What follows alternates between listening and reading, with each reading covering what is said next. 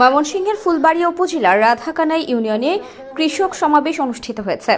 বুধবার সন্ধ্যার পরে ইউনিয়নের রঘুনাথপুর মধ্যপাড়া সরকারি প্রাথমিক বিদ্যালয় মাঠে দেশের সংখ্যাগরিষ্ঠ কৃষক জনগোষ্ঠীকে সংগঠিত করার লক্ষ্যে সারা দেশে ৩ মাসব্যাপী ইউনিয়ন পর্যায়ে কৃষক সমাবেশের অংশ হিসেবে জাতীয়তাবাদী কৃষক দলের উদ্যোগে এই সমাবেশ অনুষ্ঠিত হয়। ইউনিয়ন কৃষক দলের কর্মী সমর্থকদের অংশগ্রহণে সমাবেশের সভাপতিত্ব করেন উপজেলা কৃষক দলের আহ্বায়ক মীর আসির উদ্দিন শিখন।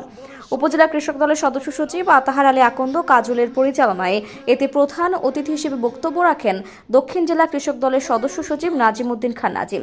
সমাবেশের প্রধান বক্তা ছিলেন জাতীয়তাবাদী কৃষক দলের কেন্দ্রীয় সহ সমাজ কল্যাণ সম্পাদক অ্যাডভোকেট কাজী রওশন দিল আফরোজ।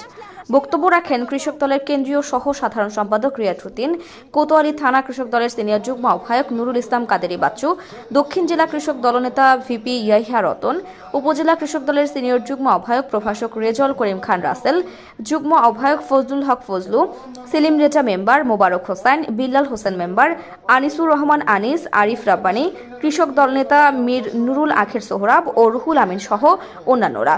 বক্তব্যে বক্তারা কৃষকদের জন্য প্রয়াত রাষ্ট্রপতি ও বিএনপির প্রতিষ্ঠাতা শহীদ জিয়াউর রহমান এবং দলটির চেয়ারপারসন ও 3 বারের সাবেক প্রধানমন্ত্রী বেগম খালেদা জিয়া সরকারের অবদান বর্ণনা করেন।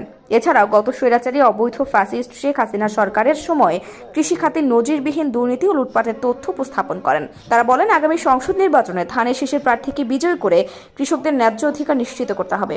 লক্ষ লক্ষ শহীদের রক্তের বিনিময়ে অর্জিত স্বাধীনতার পর এক মহা সংকটে নিপতিত হয় আমাদের এই প্রিয় মাতৃভূমি।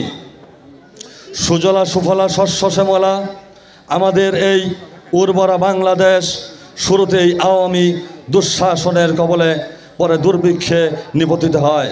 বাংলাদেশ জাতীয়তাবাদী দল বিএনপি ক্ষমতায় আসে, কৃষকের ন্যায্য পাওনা কৃষককে বুঝিয়ে দেওয়া হবে।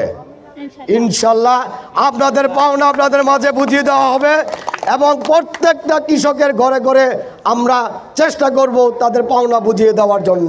চালটা ছিল মিনিকেট বা নাজিসা, সেটা খেয়েছি, আমার মনে আছে 22 টাকা কেজি, আর যেটা মোটা ছিল সেটা 15-16 টাকা কেজি খেয়েছিলেন। তার পরবর্তীতে আপনাদের 10 টাকার কেজি চাল তো খাওয়াইছে, মোটাটা খাওয়াইছে 60 টাকা কেজি স্বৈরাচার হাসিনা সরকার। কৃষক যাতে ন্যায্য মূল্য পায়, যারা গ্রাহক কিনে খায় তারাও যাতে উচ্চ মূল্যে না কিনে, এটাই বিএনপির মূল টার্গেট। পরে আগামীতে বিএনপি সরকার গঠন করলে কৃষি খাতে দলটির ভাবনার উপর উন্মুক্ত প্রশ্ন গ্রহণ করা হয়। এতে বিভিন্ন সমস্যা ও অভিজ্ঞতার আলোকে প্রশ্ন করেন কৃষক দলের সমর্থকরা। আমাদের হাতের নাগালে কিনতে পারি